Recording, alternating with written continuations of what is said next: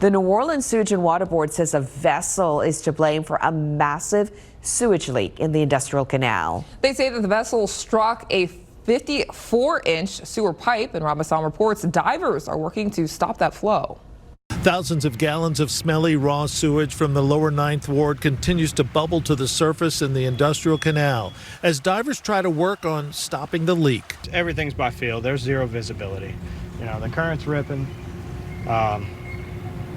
You know, just doing what we can with what we got. That leak happened Friday night after the Sewerage and Water Board says a vessel struck a 54-inch sewer main, bringing sewage from the east side of the Industrial Canal to the west side. It's not uncommon for pipelines that cross underneath canals to spring a leak. It happens with gas pipelines, with water pipelines, you know, down Lafitte, down in the bayous all over the place. It happens a lot. Engineer HJ Bosworth with levees.org used to be an inspector for the Sewerage and Water Board and says there could be other routes for the sewage to flow while a repair is made. You've got to basically plug off both ends, reroute the sewage flow, which they may be able to do anyhow, and construct a new pipeline underneath the Industrial Canal.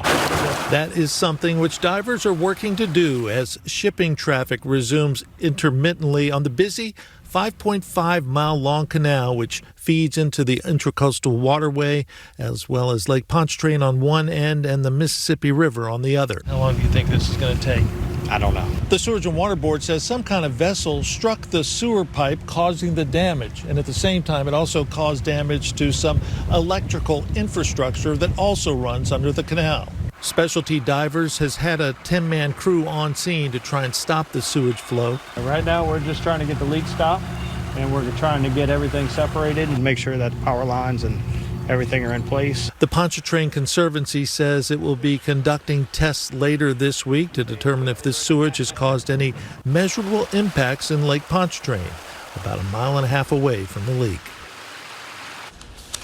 And a State Department of Environmental Quality spokesperson called the incident active and under investigation. He said the department won't comment until the investigation is over. The Sewerage and Water Board says parts have been ordered to isolate the break and stop the discharge. They are expected to arrive later this week.